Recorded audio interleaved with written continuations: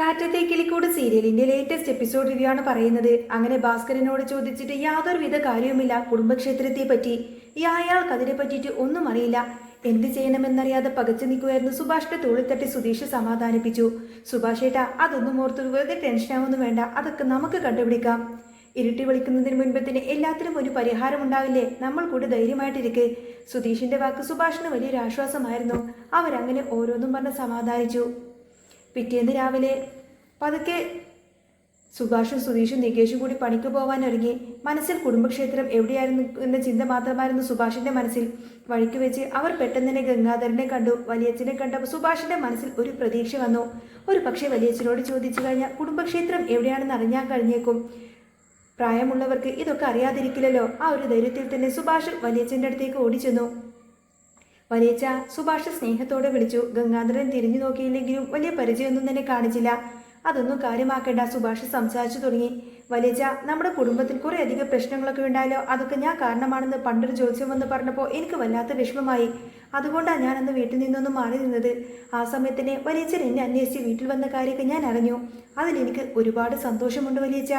ഇത് കേട്ടപ്പോൾ ഗംഗാധരന്റെ മുഖമൊന്ന് മാറി. അയാൾ കുറച്ച് ഗൗരവത്തിൽ പറഞ്ഞു, ഏതോ ഒരു ജ്യോത്സ്യൻ്റെ എന്തോ ഒന്ന് പറഞ്ഞു എന്ന് കേട്ടിട്ട് നീ ആ വീട്ടിൽ നിന്നും ഇറങ്ങിപ്പോവേണ്ട കാര്യമൊന്നും ഉണ്ടായിരുന്നില്ല സുഭാഷേ.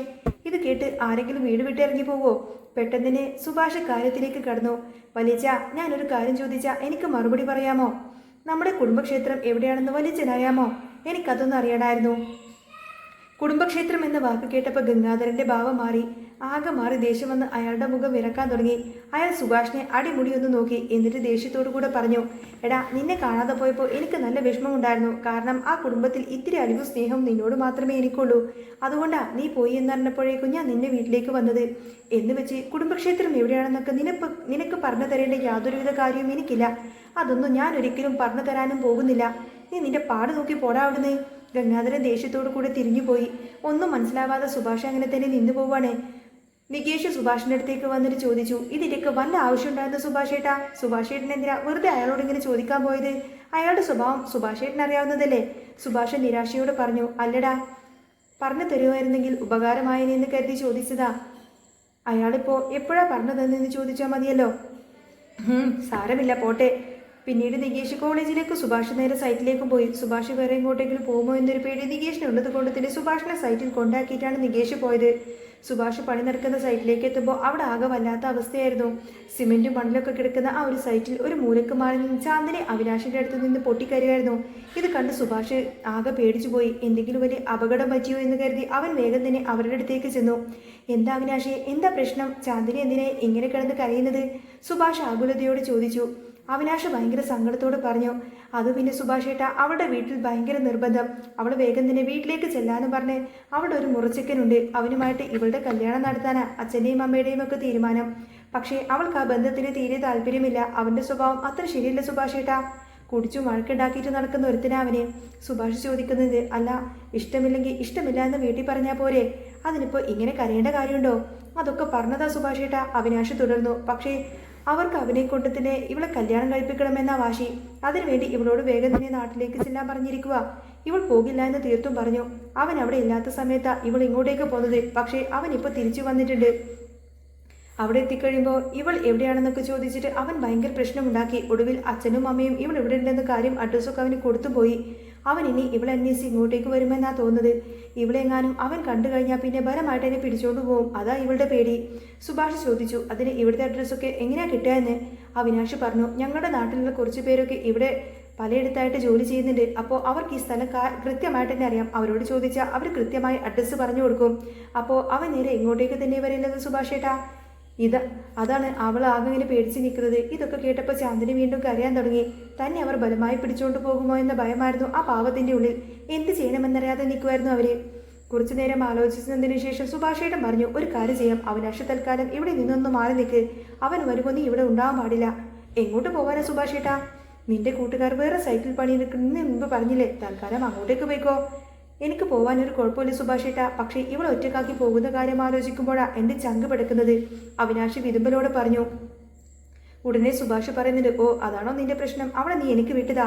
അവൾ കുറച്ച് ദിവസത്തേക്ക് എൻ്റെ വീട്ടിൽ നിന്നോട്ടെ. അവിനാശ് അത്ഭുതത്തോട് ചോദിച്ചു. എന്ത്, സുഭാഷ് ഏട്ടൻ്റെ വീട്ടിലോ? അതെ, അവിടെ നിധിയുണ്ടല്ലോ, അതുകൊണ്ട് പേടിക്കേണ്ട കാര്യമൊന്നുമില്ല. അവൾക്ക് അവിടെ ഒരു ബുദ്ധിമുട്ടും ഉണ്ടാവില്ല. അവൾ ആരും അവിടെ നിന്ന് അന്വേഷിച്ചു വരില്ല. അവൾ അവിടെ സുരക്ഷിതയായിരിക്കും. ഒന്നും സംഭവിക്കില്ല. നിനക്കെന്നെ വിശ്വസിക്കാമടാ. വിശ്വാസമുണ്ട് സുഭാഷേട്ടാ. സുഭാഷേട്ടൻ എനിക്ക് ജീവനാ. എങ്കിൽ പിന്നെ എന്തിനാ പേടിക്കുന്നത്? അവൾക്ക് താല്പര്യമുണ്ടോ എന്ന് മാത്രം ചോദിച്ചാൽ മതി. അവിനാശ് ചാന്ദിനിയോട് കാര്യം പറഞ്ഞു. കുറച്ച് ദിവസത്തേക്ക് സുഭാഷേട്ടൻ്റെ വീട്ടിൽ നിൽക്കാൻ ചാന്ദിനിക്ക് വലിയ സന്തോഷമുള്ള കാര്യമായിരുന്നു. അവൻ വന്നു പോയതിനു ശേഷം തിരികെ ഇങ്ങോട്ടേക്ക് തന്നെ വരുമല്ലോ എന്നൊക്കെ അവൾ കരുതി. അങ്ങനെ അവർ സമ്മതിച്ചു. അവിനാശും ചാന്ദിനിയും കൂടി ഒരു ഓട്ടോ പിടിച്ച് നേരെ ഭാസ്കരന്റെ വീട്ടിലേക്ക് പുറപ്പെട്ടു. വീട്ടിൽ ആ സമയത്ത് നിധിയും ഹരീഷും സുധീഷും ഒക്കെ ഉണ്ടായിരുന്നു. നിധി എല്ലാവർക്കും ചായ എടുക്കാൻ വേണ്ടി അകത്തേക്ക് കയറി പോകുമ്പോഴാണ് മുറ്റത്തൊരു ഓട്ടോ വന്ന് നിൽക്കുന്നത് കണ്ട്. ഓട്ടോയിൽ രണ്ടുപേര് ഇറങ്ങി വന്നത് കണ്ടപ്പോൾ നിധിക്ക് സംശയമായി. ഇത് ചാന്ദിനിയാണല്ലോ. അപ്പോഴേക്കും ചാന്ദിനിയും അവിനാശും മുറ്റത്തേക്ക് കയറി. സുധീഷ് ചിരിച്ചുകൊണ്ട് ചോദിച്ചു. ആഹാ, ഇതെന്ത് പറ്റി അവിനാശേട്ടാ? പെങ്ങളായിട്ട് ഇന്ന് ജോലിയില്ലായിരുന്നോ? അവിനാശ് പറഞ്ഞു. ജോലി ഉണ്ടായിരുന്നു. ഇവളെവിടെ കൊണ്ടാക്കാൻ വന്നതാ. എന്ത് കൊണ്ടാക്കാനോ? എന്ത് പറ്റി? അതെ, സുഭാഷേട്ടൻ പറഞ്ഞു ഇവളെവിടെ കൊണ്ടു നിർത്താന്. കുറച്ച് ദിവസം ഇവിടെ ഉണ്ടായിരിക്കുമെന്ന് പറഞ്ഞു. ഇത് കേട്ടപ്പോൾ നിധിക്ക് ഭയങ്കര സന്തോഷമായി. ആണോ? എനിക്ക് ഭയങ്കര സന്തോഷമുള്ള കാര്യം ഇത്. ഇവിടെ എനിക്കൊരു കൂട്ടില്ലാതെ ആരുമില്ലാതെ ഇരിക്കുമായിരുന്നു ഞാൻ എന്നൊക്കെ പറഞ്ഞു നിധി ഓടിച്ചെന്ന് ചാന്ദിനിയുടെ കയ്യിൽ പിടിച്ച്. ചാന്ദിനിക്കും അത് വലിയൊരു ആശ്വാസമായി. അവിനാശ് ചോദിക്കുന്നുണ്ട്, നിങ്ങൾക്കിത് ബുദ്ധിമുട്ടൊന്നും അല്ലല്ലോ അല്ലേന്ന്. പെട്ടെന്ന് ഇങ്ങനെ വന്നപ്പോൾ സുധീഷ് വേഗം പറഞ്ഞു. എന്ത് ബുദ്ധിമുട്ട്? ചാന്ദിനി ഇവിടെ നിന്നോട്ടെ, ഞങ്ങൾക്കൊരു ബുദ്ധിമുട്ടുമില്ല. ഞങ്ങൾക്കത് സന്തോഷമേ ഉള്ളൂ. അവിനാശായിട്ട് ധൈര്യമായിട്ട് പോയിക്കോ. അവളെ ഞങ്ങൾ പൊന്നു പോലെ നോക്കിക്കോളാം. അങ്ങനെ അവിനാശ് സമാധാനത്തോടു കൂടി അവിടെ നിന്ന് പോയി. അവൻ പോയപ്പോൾ ഹരീഷ് പതിയെ സുധീഷിനോട് ചോദിച്ചു. അല്ല, എന്തിനായിരിക്കും സുഭാഷേട്ടൻ ചാന്ദിനിയോട് കൂടെ നിൽക്കാൻ അവിടെ പറഞ്ഞത്? എന്തെങ്കിലും ഒരു കാരണമുണ്ടാവും. ഒരു കാരണമില്ലാതെ സുഭാഷേട്ടൻ അങ്ങനെയൊന്നും പറയില്ലല്ലോ. ഈ സമയത്തൊക്കെ നികേഷ് കോളേജിലേക്ക് പോകാൻ വേണ്ടി ബസ് സ്റ്റോപ്പിൽ നിൽക്കുകയാണ്. റോഡിൽ വലിയ തിരക്കൊന്നുമില്ല. അവിടെ നിൽക്കുന്ന കഴിഞ്ഞ സമയത്ത് തന്നെ ആ കണ്ട പെൺകുട്ടി തന്നെ നോക്കുന്നതായി നികേഷിന് തോന്നി. 1-2 ദിവസമായിട്ട് അവൻ അവളെ തന്നെ ശ്രദ്ധിക്കുന്നുണ്ടായിരുന്നു. അവൾ ഇടയ്ക്കിടയ്ക്ക് അവനെ കണ്ണുകൊണ്ട് നോക്കുന്നുണ്ടായിരുന്നു. നികേഷ് അവളെ തന്നെ കുറച്ചു നേരം നോക്കി നിന്നു. അവളുടെ കണ്ണിൽ എന്തോ ഒരു തിളക്കം. അവൻ പതിയെ അവളുടെ അടുത്തേക്ക് നടന്നു ചെന്നു. അല്ല, എന്നെ തന്നെയാണോ നോക്കുന്നത്? അവൻ ചെറുചിരിയോട് ചോദിച്ചു. അതെ, ഞാൻ 2-3 ദിവസമായിട്ട് ശ്രദ്ധിക്കുന്നുണ്ട്. അവൾ നാണത്തോടെ പറഞ്ഞു. എൻ്റെ പേര് നികേഷ് എന്നാണ് അവൻ സ്വയം പരിചയപ്പെടുത്തി. അവളും അവളുടെ പേര് പറഞ്ഞു. അങ്ങനെ അവൾ ബികോമിനാണ് പഠിക്കുന്നതെന്നും പറഞ്ഞു. അതും നികേഷ് പഠിക്കുന്ന അതേ കോളേജിൽ തന്നെ. ഓ, അപ്പോൾ അങ്ങനെയാണല്ലേ എന്ന് ചിന്തിച്ചുകൊണ്ട് നികേഷ് നിന്നപ്പോഴാണ് അവനൊരു കാര്യം മനസ്സിലായത്. ഇത്രയും നേരം അവൻ കണ്ടത് അവൻ്റെ വെറും ഒരു ദിവാസ്വപ്നമായിരുന്നു. അവൻ ഇപ്പോഴും നിന്ന നിൽപ്പിൽ തന്നെ നിൽക്കാണ്. അവളുടെ അടുത്തേക്ക് പോയിട്ട് പോലുമില്ല, സംസാരിച്ചിട്ടുമില്ല. അയ്യോ, കഷ്ടമായി പോയി എന്നങ്ങനെ അവൾ തോന്നി. അവൾ അപ്പോഴേക്കും അവനെ തന്നെ നോക്കി നിൽക്കുകയാണ്. അവർ തമ്മിൽ കുറച്ച് അകലമുണ്ട്. ഇത്രയും നേരം കണ്ടത് അത് സത്യമായിരുന്നെങ്കിൽ എന്ന് പോലും അവൻ ആഗ്രഹിച്ചു പോയി. അങ്ങനെ അവളുടെ അടുത്തേക്കൊന്ന് പോയാലോ? പണി പാടോ? ഒരു ഹായ് കൊടുക്കാമെന്ന് കരുതി അവൻ കൈയുയർത്തി അവൾക്കൊരു ഹായ് കൊടുത്തു. പെട്ടെന്ന് തന്നെ അവൾ തിരിച്ചും ഹായ് കാണിച്ചു. നികേഷിനാകെ സന്തോഷം, അതിലേറെ പേടിയുമായി. അടുത്തേക്ക് പോവാൻ അവനൊരു ചമ്മൽ. പക്ഷേ പെട്ടെന്ന് തന്നെ അവൻ പതിയെ ഇങ്ങനെ നികേഷിൻ്റെ അടുത്തേക്ക് നടന്നു വന്നു. നികേഷ് അവളെ നോക്കിയിട്ട് ചോദിച്ചു. അല്ല, എന്നെ തന്നെയാണ് നോക്കിക്കൊണ്ടിരിക്കുന്നത്? അവൾ ചെറുചിരിയോട് പറഞ്ഞു. അത് പിന്നെ ഇതിനു മുൻപ് നിങ്ങളെവിടെയൊന്നും കണ്ടിട്ടില്ലല്ലോ, അതുകൊണ്ടാ. നികേഷ് അവളെ വലിയ പരിചയമൊന്നും ഉണ്ടായിരുന്നില്ല. പിന്നീടാണ് അവനെ മനസ്സിലായത് അവൾ പുതിയ താമസക്കാരിയാണ്. അങ്ങോട്ടേക്ക് വന്നിട്ട് 1 മാസമേ ആയിട്ടുള്ളൂ. അതുകൊണ്ടാണ് നികേഷ് അവളെ ഇതിനു മുൻപ് കാണാതിരുന്നത്. അവരിങ്ങനെ ഓരോന്നും സംസാരിച്ച് നിൽക്കുന്ന സമയത്താണ് ഒരു ബൈക്ക് അവിടെ വന്നത്. ബൈക്ക് കണ്ടപ്പോൾ ആ പെൺകുട്ടി ഒന്ന് പേടിച്ച് ബൈക്കിൽ വന്ന അവളങ്ങനെ ചുറ്റിപ്പറ്റി നിൽക്കുമായിരുന്നു. അയാൾ അവളുടെ ചിറ്റപ്പനായിരുന്നു. നീ കോളേജിലേക്ക് പോകാൻ ഇറങ്ങിയതാണോ മോളെ? ബസ് നോക്കി നിൽക്കുവാണോ? അയാൾ വണ്ടി നിർത്തിക്കൊണ്ട് ചോദിച്ചു. അതേ അവൾ മറുപടി പറഞ്ഞു. എങ്കിൽ വാ, കയറ്, ഞാൻ കൊണ്ടുവിടാം. വേണ്ട ചിറ്റപ്പ, ഞാൻ ബസ്സിന് പോയിക്കോളാം. സാരമില്ല. അവൾ നികേഷിനെ പിരിയാൻ വയ്യാതെ ഒഴിഞ്ഞു മാറാൻ നോക്കി. വന്ന് കയറാൻ നോക്ക്, ചിറ്റപ്പൻ നിർബന്ധിച്ചു. ഒടുവിൽ വേറെ വഴിയില്ലാതെ അവൾ ആ ബൈക്കിൽ കയറിപ്പോയി. അവൾ അങ്ങനെ പോയതിൽ നികേഷിന് ഭയങ്കര സങ്കടമായിരുന്നു. ഒരുമിച്ച് ബസ്സിൽ പോയാൽ മതിയായിരുന്നു, കുറേ കാര്യങ്ങളൊക്കെ സംസാരിക്കണമായിരുന്നു എന്ന് അവനിങ്ങനെ മനസ്സിലോർത്തു. പക്ഷേ ബൈക്കിൽ പോകുമ്പോഴും അവളിങ്ങനെ തിരിഞ്ഞ് നികേഷിനെ തന്നെ നോക്കുന്നുണ്ടായിരുന്നു. അവൾക്ക് ഭയങ്കര ഇഷ്ടമാണെന്നുള്ള കാര്യം നികേഷിനെ അതോടുകൂടെ തന്നെ മനസ്സിലായി. അതുകൊണ്ടാണല്ലോ അവൾ തന്നെ ഇങ്ങനെ തിരിഞ്ഞ് നോക്കുന്നത്. നികേഷിന്റെ മനസ്സിലും വല്ലാത്ത സന്തോഷമായിരുന്നു. അങ്ങനെ പുതിയൊരു പ്രണയത്തിന്റെ തുടക്കം അവിടെ തുടങ്ങുകയാണ്. ഇതേ സമയം വീട്ടിലെ കാര്യങ്ങളൊക്കെ ഓർത്ത് നിധിക്ക് ചില സംശയങ്ങളൊക്കെ ഉണ്ടായിരുന്നു. എങ്ങനെയെങ്കിലും ആ കുടുംബക്ഷേത്രം എവിടെയാണെന്ന് ഉടനെ കണ്ടുപിടിക്കണം, അല്ലാതെ വേറെ വഴിയില്ല. നിധി നേരെ സുനന്ദയെ വിളിച്ചു ചോദിച്ചു. നിധിയാണ് വിളിക്കുന്നത് എന്ന് കണ്ടപ്പോൾ സുനന്ദ ആകെ അത്ഭുതപ്പെട്ടു. ഇതാരാ? നിധിയാണല്ലോ വിളിക്കുന്നത്, എന്തു പറ്റി? ഇവൾ ഇതുവരെ എന്നെ വിളിച്ചിട്ടേ ഇല്ലല്ലോ. അവൾ വേഗം ഫോൺ എടുത്തു. ഹലോ നിധി, ഞാനൊരു സംശയം ചോദിക്കാൻ വേണ്ടി വിളിച്ചതാണ്, നിധി പറഞ്ഞു. എന്താ നിധി? സുനന്ദ ചോദിച്ചു. അതെ, ഈ കുടുംബക്ഷേത്രം എവിടെയാണെന്നറിയാമോ എന്ന് ചോദിക്കാൻ വേണ്ടി വിളിച്ചതാ. കുടുംബക്ഷേത്രമോ? സുനന്ദക്ക് കാര്യം മനസ്സിലായില്ല. അതെ, സുഭാഷേട്ടനെയും എല്ലാവരുടെയും കുടുംബക്ഷേത്രം. നിങ്ങളൊക്കെ കുടുംബക്ഷേത്രം ഒന്നായിരിക്കുമല്ലോ. അപ്പോൾ അതെവിടെയാണെന്ന് അറിയാൻ വേണ്ടിയിട്ട് ഞാൻ വിളിച്ചതാ. നിധി കാര്യങ്ങൾ വിശദീകരിച്ചു. സുനന്ദ ഒന്ന് ആലോചിച്ചിട്ട് പറഞ്ഞു. അതെവിടെയാണെന്ന് കൃത്യമായിട്ട് എനിക്കറിയില്ല. ഞാൻ അവിടെ പോയിട്ടുണ്ട്. ചെറുപ്പത്തിൽ 2-3 തവണ പോയ ഓർമ്മയുണ്ട്. പക്ഷേ എനിക്കതെവിടെയെന്ന് കൃത്യമായിട്ട് സ്ഥലം പറഞ്ഞാലൊന്നും അറിയില്ല. അവൾ ഏകദേശമുള്ള കുറച്ച് സ്ഥലങ്ങളുടെ പേരൊക്കെ പറഞ്ഞു കൊടുത്തു. പക്ഷേ കൃത്യമായ സ്ഥലം അവൾക്ക് ഓർമ്മയുണ്ടായിരുന്നില്ല. ഒടുവിൽ സുനന്ദ പറഞ്ഞു, ഞാനൊരു കാര്യം ചെയ്യാം, അമ്മയോട് ചോദിച്ചിട്ട് പറയാം. അമ്മയ്ക്ക് എന്തായാലും അറിയാൻ വഴിയുണ്ട്. നിധി പറഞ്ഞു, ആയിക്കോട്ടെ, ചോദിച്ചിട്ട് എന്നോട് പറയണം. പെട്ടെന്ന് പറയണേ. പക്ഷേ എന്തിനാ ചോദിക്കുന്നത്? നിധി അവളോട് ചോദിച്ചപ്പോൾ പറയാൻ പോയില്ല. അവളൊരു രഹസ്യമായി തന്നെ വെച്ചു. അങ്ങനെ അന്ന് വൈകുന്നേരം സന്ധ്യ മയങ്ങി തുടങ്ങി. സുഭാഷും സുധീഷും കൂടി പണിയൊക്കെ കഴിഞ്ഞ് ക്ഷീണിച്ച് വീട്ടിലേക്ക് വരികയാണ്. വരുന്ന വഴിക്ക് സുഭാഷിന് സങ്കടത്തോടു കൂടെ സുധീഷിനോട് പറഞ്ഞു, എടാ, കുടുംബക്ഷേത്രം എവിടെയാണെന്ന് കണ്ടുപിടിക്കാൻ പറ്റിയില്ലല്ലോ. അത് കണ്ടെത്താമായിരുന്നെങ്കിൽ നമുക്ക് വേഗം തന്നെ കുറച്ച് പോയിട്ട് വഴിപാടുകളും കാര്യങ്ങളൊക്കെ നടത്തായിരുന്നില്ലേ? സുധീഷ് അവനെ ആശ്വസിപ്പിച്ചുകൊണ്ട് പറഞ്ഞു, ഓ, അതൊന്നും ഇപ്പോൾ കാര്യം, അതൊന്നും നമുക്ക് സെറ്റ് ചെയ്യാം സുഭാഷേട്ടാ. നമ്മൾ എങ്ങനെയെങ്കിലുമൊക്കെ അത് കണ്ടുപിടിക്കും. അല്ല, ഞാൻ വേറൊരു കാര്യം ചോദിക്കോട്ടെ? ആ ചാന്ദിനി വീട്ടിലേക്ക് വന്നിട്ടുണ്ടല്ലോ. സുഭാഷേട്ടൻ എന്ത് ഭാവിച്ചാ അവളോട് വീട്ടിലേക്ക് വരാൻ പറഞ്ഞത്? സുഭാഷ് ചോദിച്ചു. അതേടാ, അതെന്താണ് നീ അങ്ങനെ ചോദിച്ചത്? അല്ല, കല്യാണം കഴിക്കാതെ ഒരു പെൺകുട്ടി, അവൾ കല്യാണം കഴിച്ചിട്ടില്ലല്ലോ, ചുമ്മാ വീട്ടിലേക്ക് കൊണ്ടുവന്ന് നിർത്തിയ ആൾക്കാരൊക്കെ എന്ത് പറയും? സുഭാഷ് പെട്ടെന്ന് തന്നെ പറഞ്ഞു, എടാ, അവൾ എനിക്ക് എൻ്റെ സഹോദരിയെ പോലെയാ, അങ്ങനെ ഞാൻ അവളെ കണ്ടിട്ടുള്ളൂ.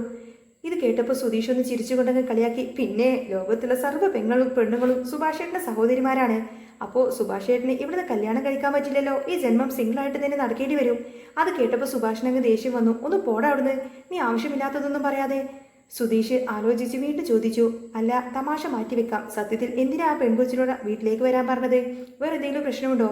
അന്നേരം സുഭാഷ് കാര്യങ്ങളൊക്കെ വിശദീകരിച്ചു. ഓ, അതോ, അതെ, അവളുടെ ഒരു മുറിച്ചക്കനുണ്ട്, ഭയങ്കര ശല്യക്കാരനാ. അവളെ വീട്ടിൽ കുറേ പൈസയും കാര്യങ്ങളൊക്കെ ഉണ്ട്. അതുകൊണ്ട് തന്നെ ഇവളെ കല്യാണം കഴിക്കണം എന്നൊക്കെ പറഞ്ഞ് അവൻ അവളുടെ പിന്നാലെ നടക്കുക. അവൻ ഇങ്ങോട്ടേക്ക് പോന്നിട്ടുണ്ടെന്നാണ് അറിയാൻ കഴിഞ്ഞത്. അവളുടെ അച്ഛനും അമ്മക്കൊക്കെ അവനെ കൊണ്ട് കല്യാണം കഴിപ്പിക്കാനാ താല്പര്യം. പക്ഷേ ഇവൾക്ക് അവനെ തീരെ ഇഷ്ടമല്ല, അതാ കാര്യം. അപ്പോൾ അവൻ ഇവളെ അന്വേഷിച്ച് ഇങ്ങോട്ടേക്ക് വരും, കൂട്ടിക്കൊണ്ടു പോകാനായിട്ട്. അതുകൊണ്ടാണ് അവിനാശ് എന്നോട് പറഞ്ഞത്. അവിനാശിന് ഭയങ്കര സങ്കടമായി. അവൾക്ക് അവനെ ഒട്ടും തന്നെ ഇഷ്ടമില്ലാത്തത് കൊണ്ട് വല്ലാത്ത ധർമ്മസങ്കടത്തിലാ പാവം. സുഭാഷേട്ടൻ തുടർന്നു.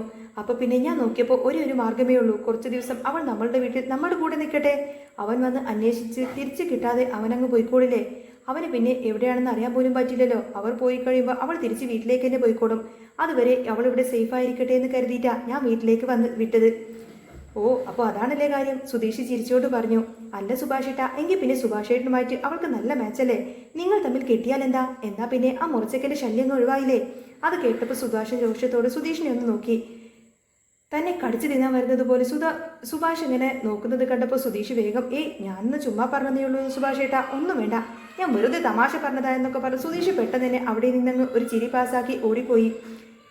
ഇതേ സമയം ഒരുപാട് പ്രശ്നങ്ങൾക്ക് നടുവിലാണെങ്കിലും അവരുടെ മനസ്സിലൊക്കെ ചെറിയ പ്രതീക്ഷയുടെ വെളിച്ചമുണ്ടായിരുന്നു. എല്ലാം ശരിയാവുമെന്നൊരു ചെറിയ പ്രതീക്ഷ. അങ്ങനെ കുടുംബക്ഷേത്രം എത്രയും പെട്ടെന്ന് തന്നെ കണ്ടുപിടിക്കണം. ചാന്ദ്രിയുടെ പ്രശ്നങ്ങളൊക്കെ തീർക്കണം. നികേഷിന്റെ പുതിയ പ്രണയം, അങ്ങനെ കുറേ അധികം കാര്യങ്ങളായിരിക്കട്ടോ ഇനി നാളത്തെ എപ്പിസോഡിൽ വരാൻ പോകുന്നത്. നിങ്ങൾക്ക് ഈ ഒരു ചാനൽ ഇഷ്ടമാണെങ്കിൽ സബ്സ്ക്രൈബ് ചെയ്യാനും സപ്പോർട്ട് ചെയ്യാനും മറക്കല്ലേ. നെക്സ്റ്റ് വീഡിയോ ഉടനെ വരാം. ബൈ.